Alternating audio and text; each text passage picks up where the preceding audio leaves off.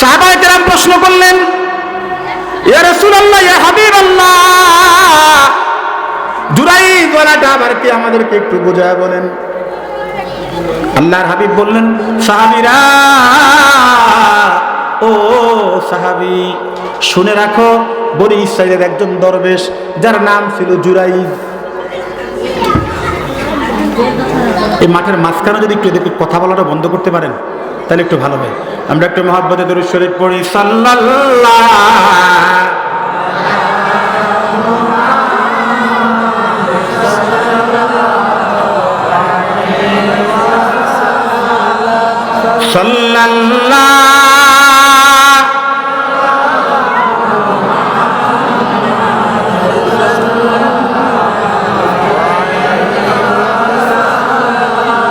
কষ্ট হয় আপনাদের? কথা বলেন, কষ্ট হয়? অল্প সময় আপনাদের সামনে কথা বলবো, একটু মনোযোগ সহকারে যদি শুনেন কাজে লাগবে ইনশাআল্লাহ। ভাইরা, বন্ধুরা, বাবাজিরা, আল্লাহর হাবিব বললেন, সাহাবীরা শোনো, জুরাইয হলো বনি ইসরাইলের একজন আবেদ মানুষ, দরবেশ মানুষ। ইবাদত বন্দেগী করতে করতে আল্লাহ পাকের এত প্রিয় হয়ে গেছে, এত মহব্বতের হয়ে গেছে, ওই মানুষটার কাছে এলাকার মানুষ ফু নেওয়ার জন্য যায়, দোয়া নেওয়ার জন্য যায়। আমাদের সমাজেও দেখা যায় যেই মানুষগুলো আল্লাহ পাকের প্রিয় হয়ে যায়, আল্লাহ পাকের মুকাররব হয়ে যায়, ওই মানুষগুলোকে দেখলে, ওই মানুষগুলো যখন এলাকার মধ্যে আসে, মানুষগুলো দৌড়ায় যায় একটু ফু নেওয়ার জন্য, পানি পড়া নেওয়ার জন্য। কথা বলেন ঠিক না বেঠিক? হযরত জুরাইয আল্লাহ পাকের এত প্রিয় হয়ে গেলেন, ইবাদত করতে করতে এত প্রিয় হয়ে গেলেন, মুস্তাজাবুদ দাওয়া হয়ে গেলেন। মুস্তাজাবুদ দাওয়াত বলা হয় যে দোয়া করলে সঙ্গে সঙ্গে আমার আল্লাহ দোয়াকে কবুল করে নেন। জুরাইয যেমন মুস্তাজাবুদ দাওয়া হয়ে গেলেন। তার সাথে বসবাস করে তার একজন বৃদ্ধ মা। জুরাইয নিরিবিলি ইবাদত করার জন্য গ্রাম ছেড়ে পাহাড়ের চূড়ায় গিয়ে ইবাদতখানা নির্মাণ করলেন, ঘর নির্মাণ করলেন। দেখবেন ভালো মানুষ সমাজের মধ্যে যদি থাকে, খারাপ যেই কয়টা আছে সব কয়টা মিল্লা ষড়যন্ত্র শুরু করে। কথা কয় না? কথা কন না? একজন ভালো মানুষ সমাজের মধ্যে যদি কোন রকম ভাবে একটু পরিচিতি পায়, মানুষটার চরিত্র ভালো, স্বভাব চরিত্র ভালো, লেনদেন ভালো, কথাবার্তা ভালো, বিচার ব্যবস্থা ভালো, সমাজের যেই কয়টা নাড়া আছে এর বিরুদ্ধে শুরু করে ষড়যন্ত্র। আছে না নাই? কথা কন না? আছে না নাই? দেখবেন সমাজের ইমাম সাহেবের বিরুদ্ধে নাড়াফে সবসময় লাগিয়েই থাকে। কথা কন না? কথা কয় না? ইমাম সাহেবের বিরুদ্ধে কিছু আছে সব সময়। কেমনি ইমাম সাহেবের দোষ ধরবে? গরিব দিকে নামাজের ধারে কাছেও নাই, কিন্তু টাইম ঠিক মতো দেখে ইমাম সাহেব ঠিক মতো আজান দিছে কিনা। কথা কন না? মসজিদে যায় সপ্তাহে শুক্রবার একবার, এভাবে হাত দিয়া দেখে বালু দুই একটা পাওয়া যায় কিনা, কারণ ইমাম সাহেবের তো দুইটা কথা কওয়া লাগবে। আছে না নাই? কথা বলার আছে না নাই? মনে রাখবেন, সমাজের ইমামের সাথে যদি আপনার সম্পর্ক ভালো থাকে, ইমামের সাথে যদি আপনার সম্পর্ক ভালো থাকে, আল্লাহ পাক রব্বুল আলামিন বলেন কিয়ামতের ময়দানে, ইয়াওমা নাদউ কুল্লা উনাসিন ফি ইমামিহিম, কিয়ামতের দিন মানুষদেরকে তার ইমামের নাম ধরে ধরে ডাকা হবে। তাফসীরের মধ্যে আসছে যে মহল্লার যিনি ইমাম, ওই ইমামের নাম ধরে এলাকার মানুষগুলোকে ডাকা হবে। ইমামের সাক্ষীতে কিছু কিছু মানুষ জাহান্নামী হবে, ইমামের সাক্ষীতে কিছু কিছু মানুষ জান্নাতি হবে। এবার বুঝেন ইমামের সাথে আপনার সম্পর্ক ভালো রাখবেন না খারাপ রাখবেন। হযরত জুরাইয পাহাড়ের চূড়ায় খানকা করলেন, নিরিবিলি ইবাদত বন্দেগী করেন। আর আল্লাহ পাক রব্বুল আলামিনের ইবাদত বন্দেগী করেন নিরিবিলি বসে বসে, দুনিয়ার কোনো ঝামেলায় নাই। হযরত জুরাইয একদিন নামাজে দাঁড়ায় গেলেন। জুরাইয চিন্তায় পড়ে গেলেন, নামাজ শেষ করবেন নাকি মায়ের ডাকে সাড়া দিবেন।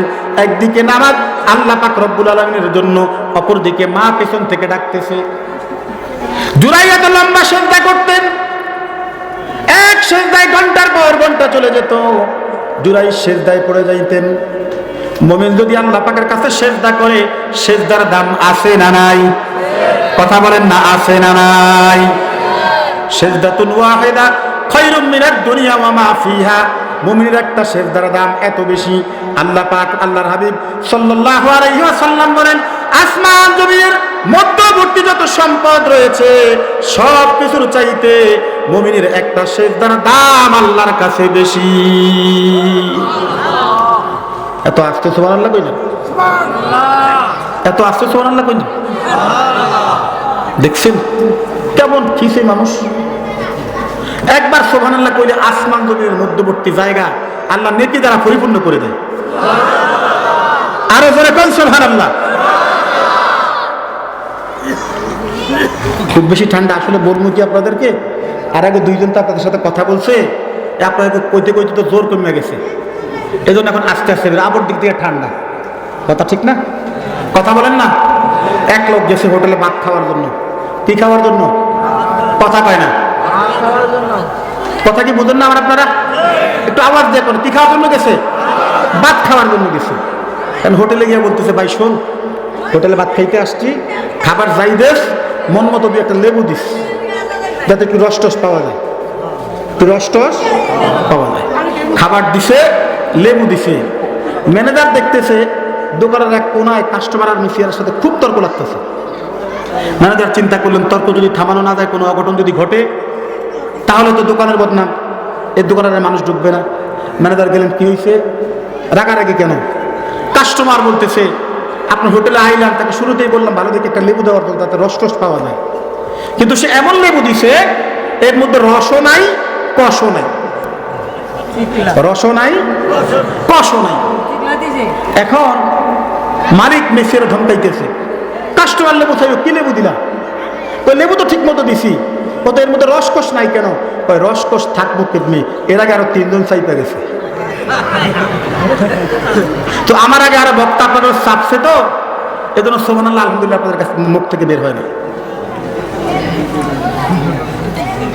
রসকস যদি একটু না পাওয়া যায় তাহলে কথা বলতে ভালো লাগে? কথা বলেন না। লেবুর রস থাকুক আর কষ নাই থাকুক, কোরআনের রস আছে না নাই?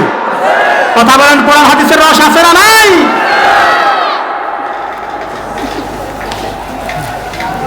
সম্মানিত হাজিরিন, রাসূল বলতেছেন, সিজদাতুন ওয়াহিদা খায়রুম মিনাদ দুনিয়া ওয়া মা ফিহা। একটা সিজদার দাম আসমান জমিনের মধ্যবর্তী স্থানে যত সম্পদ আছে ওই সম্পদের চাইতেও বেশি। একটু আওয়াজ করে কোন সুবহানাল্লাহ। হযরত জুরাইজ মনে আসেনি? কথা কয় না। দীর্ঘ সময় নামাজে দাঁড়িয়ে গেলেন, সিজদা দেন ঘন্টার পর ঘন্টা, ঘন্টার পর ঘন্টা সিজদা করেন। মা পেছন থেকে ডাক দিছেন। জুরাইজ চিন্তায় পড়ে গেলেন, মায়ের ডাকে সাড়া দিবেন নাকি নামাজ শেষ করবেন। দুটানায় পড়ে গেলেন। সিদ্ধান্ত নিলেন, নামাজ শেষ করব, তারপরে মায়ের ডাকে সাড়া দেব। নামাজ শেষ করে পিছনে ফিরে দেখেন আর মাকে পাওয়া যায় না। আবার দ্বিতীয় দিন নামাজে দাঁড়াইলেন। ঘটনাক্রমে মা আবার সেদিন আসলেন নামাজের সময়, জুরাইজ নামাজের মধ্যে। আবার ডাক দিল, ইবনা জুরাইজ, ও জুরাইজ, আমি মায়ের কথা একটু শোনো। জুরাইজ দোটানায় পড়ে গিয়ে সিদ্ধান্ত নিলেন, আগে নামাজ শেষ করবেন, তারপরে মায়ের ডাকে সাড়া দিবেন। এজন্য আমরা যখন নামাজে থাকি, মা এবং বাবা যখন পেছন থেকে ডাক দেয়, নামাজটা যদি নফল নামাজ হয়, কি নামাজ? কথা বল না, কি নামাজ? নফল নামাজে যদি আপনি থাকেন, মা এবং বাবা যদি কোনো কারণে ডাক দেয়, তখন নফল নামাজ মা এবং বাবার ডাকে সাড়া দেওয়া যায় আছে। নামাজ ছেড়ে দিন, তারপর আপনি নামাজ আদায় করেন। জুরাইজ দ্বিতীয় দিন নামাজে মা ডাকলেন। জুরাইজ তিনি তো নামাজের মধ্যে, নামাজ শেষ করে আবার পিছনে তাকিয়ে দেখে মা আর নাই। আবার তৃতীয় দিন, ইয়া ইবনা জুরাইজ ডাক দিলেন। জুরাইজ সেদিনও নামাজে আগের মতো সিদ্ধান্ত নিলেন। এবার মা জননী পিছন থেকে ডাক দিয়া বলে, দুইটা হাত কবের কাছে তুলে দিয়ে বলে, মালিক আমার আল্লাহ, যেই সন্তানকে 10 মাস 10 দিন পেটে ধারণ করেছি, সন্তান পেটে চলে আসছে, আমার খাবার বন্ধ হয়ে গেছে, আরাম বন্ধ হয়ে গেছে, ঘুম নিদ্রা বন্ধ হয়ে গেছে, রাতে ঠিক মতো ঘুমাইতে পারি নাই। দুনিয়ার সমস্ত মানুষগুলো গভীর রজনীতে ঘুমের মধ্যে নিমগ্ন। সন্তান যেদিন পৃথিবীতে আমার কলিজায় লাথি মেরে পৃথিবীতে আসছে, গরু কাটলে যেমন রক্ত বের হয়, আমি মায়ের শরীর থেকে ওই রকম রক্ত বের হয়েছে। আজকে একে একে 3 দিন সন্তানকে ডাকলাম, সন্তান আমার ডাকে সাড়া দিল না। মালিক, তোমার কাছে দরখাস্ত, একটা বেশ্যা পতিতামের চেহারা না দেখায়া তুমি জুরাইজকে পৃথিবীর জমিন থেকে বিদায় দিও না। নাউজুবিল্লাহ পড়েন। দোয়া করছে কে? কথা কন না। মায়ে দোয়া করছে। এই সমাজের মধ্যে বহু যুবক আছে মায়ের বদদোয়া নেয়, বাবার বদদোয়া নেয়। মাসের পর মাস চলে যায়, সন্তান বিদেশি থেকে মায়ের সাথে কথা বলে না, বাবার সাথে কথা বলে না। এমন যুবক এই কালসর জমিনে একজনও নাই।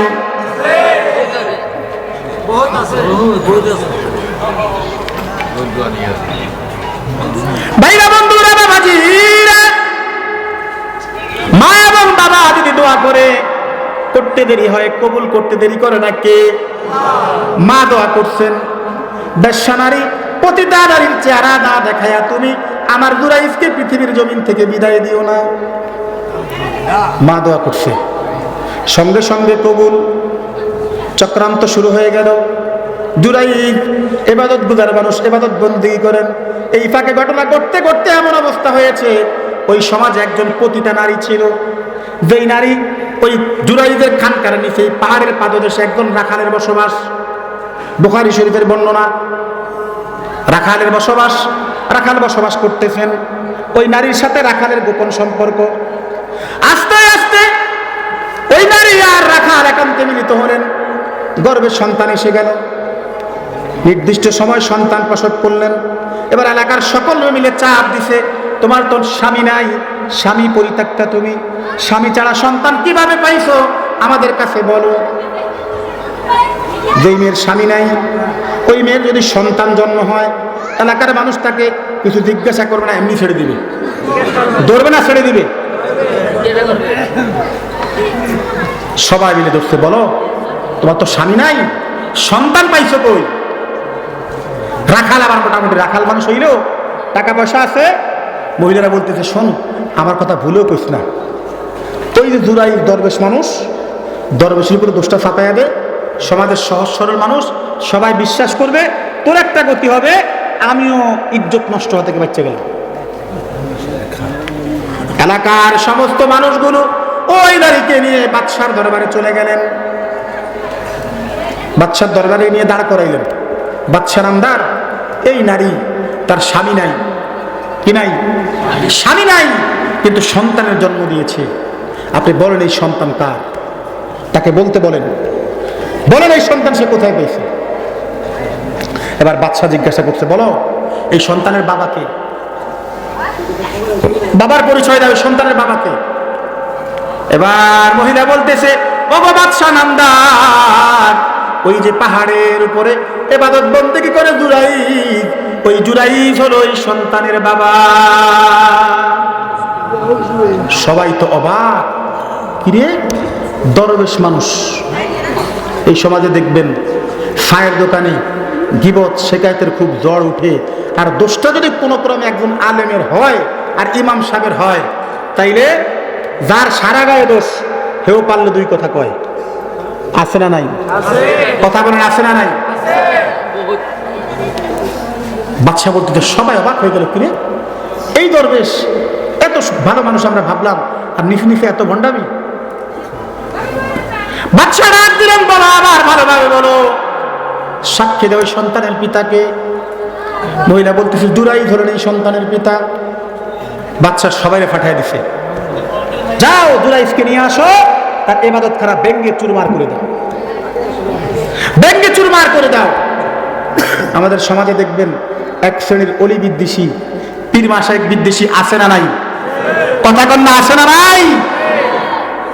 পীর মাশায়েখদের গাছ শুনলে, তার নাম শুনলে তার গা চুলকায়। পীর মাশায়েখের নাম শুনলে তার গায়ে অ্যালার্জি বাড়িয়ে দেয়। এমন বেয়াদব আছে না নাই? কথা বলেন, আছে না নাই? অথচ ইতিহাস প্রমাণ করে এদেশের ইসলাম অলিয়া উলিয়াদের মাধ্যমে, পীর মাশায়েখদের মাধ্যমে কথা বলেন ঠিক না ঠিক? ধরে বলেন ঠিক না ঠিক?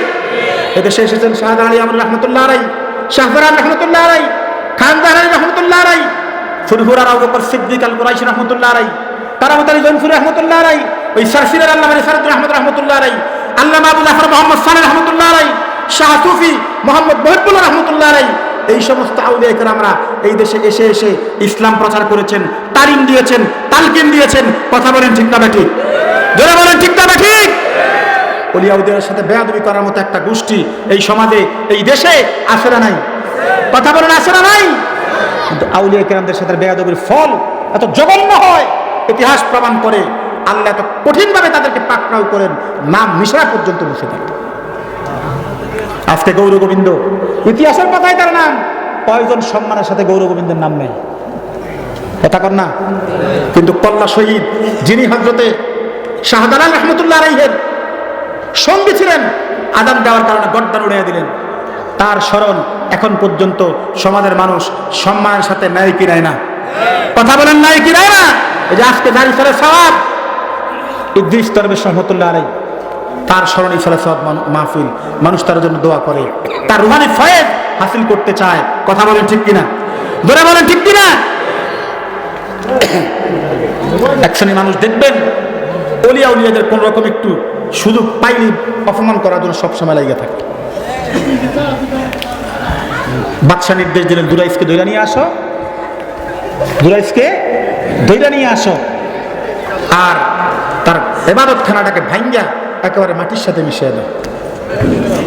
দৌড়ে আইসা মাটির সাথে তার খানকা মিশিয়ে দিছে, দুরাইসকে ধইরা নিয়ে বাদশার দরবারে নিয়ে গেছে।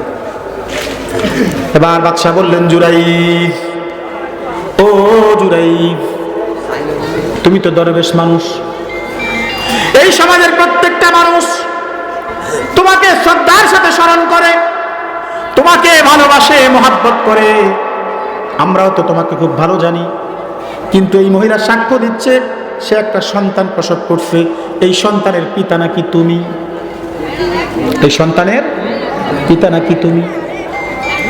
জুরাইস বলতেছেন, বাদশাহ নামদার, এই মহিলা সাক্ষী দিয়েছে। কয় হ্যাঁ, এই মহিলা সাক্ষী দিয়েছে, এই সন্তানের পিতা নাকি তুমি। এখন তোমার শাস্তি হবে, শাস্তির পূর্বে বলো তোমার কিছু বলার আছে কিনা। এবার জুরাইস বলতেছেন, বাদশাহ নামদার, শাস্তি দেওয়ার পূর্বে আমাকে একটু সময় দেন, 2 রাকাত নামাজ আদায় করব। কয় রাকাত? কথা কয় না। 2 রাকাত নামাজ আদায় করব।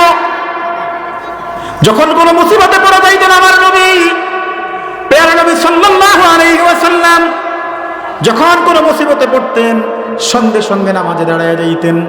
হযরত জুরাইস বাদশার কাছে বললেন, 2 রাকাত নামাজের সুযোগ দেন। 2 রাকাত নামাজ পড়লেন, নামাজ পড়ে রবের কাছে 2টা হাত তুলে দিলেন, মালিক, আমার মা দোয়া করেছেন পতিতা নারীর চেহারা না দেখে যাতে আমার মৃত্যু না হয়। পতিতা নারীর চেহারা তো আমাকে দেখাইছো, বেশ্যা নারীর চেহারা আমাকে দেখাইছো, এবার তুমি বলে দাও এই বাচ্চা সন্তানটার পিতাকে। চেহারা তো দেখা হয়ে গেছে, মা বলছে পতিতা নারীর চেহারা দেখার জন্য, চেহারা তো তুমি দেখাইছো, এবার তুমি আমাকে সাহায্য করো। বান্দা যখন আল্লাহর কাছে সাহায্য চায়, খালেদ দিলে যদি চাইতে পারে, আমার আল্লাহর সাহায্য পাওয়া যায় কি যায় না? কথা বলেন, যায় কি যায়? নামাজ শেষ হয়ে গেল। হযরত জুরাইস বাচ্চাটার পেটের মধ্যে একটা গুতা দিয়ে বললেন, আঙ্গুলটা দিয়ে একটা গুতা দিয়ে বললেন, ওরে বাচ্চা, ওরে শিশু সন্তান, বলো তো তোমার বাবার পরিচয় কি? কে তোমার বাবা? ওই শিশু সন্তান দোলনায় থেকে আওয়াজ দিচ্ছেন, বাচ্চা, এই জুরাইদ আমার পিতা নয়, আমার পিতা হলো ওই যে রাখাল। একটু আওয়াজ করে কন্যা আল্লাহু আকবার। খেয়াল করে বুঝবেন, মা দোয়া করেছে পতিতা নারীর চেহারা না দেখায়া, দুনিয়ার জমিন থেকে যাতে মৃত্যু না হয়, বিদায় না হয়, মা দোয়া করেছে। মায়ের দোয়া সঙ্গে সঙ্গে কবুল করেছেন কে? ধরে বলেন না কে? কিছু সময়ের জন্য দরবেশ বেশ্যা পতিতা নারীর সন্তানের পিতার অববাদে বসিত হইল, শুধুমাত্র মায়ের বদদোয়ার কারণে। তার বদদোয়ার কারণে, মায়ের বদদোয়ার কারণে। এবার বাদশা বলতেছেন, জুরাইস, একটু বলো ঘটনা কি? জুরাইস বলতেছে, শোনেন, আমি যখন নামাজে পরপর 3 দিন আবার মা আমাকে ডাকছেন, মায়ের ডাকে ছাড়া দেই নাই। মা দোয়া করেছেন পতিতা নারীর চেহারা না দেখা যাতে আল্লাহ বিদায় না দেয়। এজন্য আজকের এই ঘটনা ঘটায়া আল্লাহ পাক রব্বুল আলামিন পতিতা নারীর চেহারা আমাকে দেখাইয়া দিয়েছে।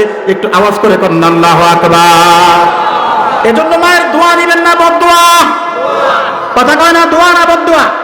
আমরা যারা সন্তানের পিতা মাতা, মা বোনেরা যারা পর্দার অন্তরালের আছেন, আমার মা বোনের মধ্যে এই প্রবণতা বেশি। সন্তান সামান্য একটু দোষ করলেই সাথে সাথে বদদোয়া। কথা কয় না, বদবে নাই না কা, জোলাই নাই না কা, আছে না নাই? কথা বলেন আছে না নাই? মা যখন এই দোয়া করে, বাবা যখন এই দোয়া করে, সঙ্গে সঙ্গে দোয়া কবুল হয়ে যায়, সন্তানের ভবিষ্যৎ নষ্ট হয়ে যায়। এজন্য মা এবং বাবা যারা আমরা আছি, আমরা তাদের জন্য বদদোয়া করবো না, নেক দোয়া করবো। কি দোয়া করবো? কথা কয় না, কি দোয়া? নেক দোয়া। আমাদের যাদের মা বাবা জীবিত আছে তাদের খেদমত করে, দুনিয়া জমিন থেকে খেদমত করে যদি আপনি তাদের কাছ থেকে যদি সন্তুষ্ট অর্জন করতে পারেন। রাসূলকে প্রশ্ন করা হলো, ইয়া রাসূলুল্লাহ, ইয়া হাবিবাল্লাহ, আমার মা এবং বাবা, আমার সাথে তাদের সাথে আমি কেমন আচরণ করব? রাসূল এক কথায় বলে দিলেন, হুমা জান্নাতুকা ওয়া নারুকা, তোমার মা এবং বাবা তোমার জান্নাত, মা এবং বাবা তোমার জাহান্নাম।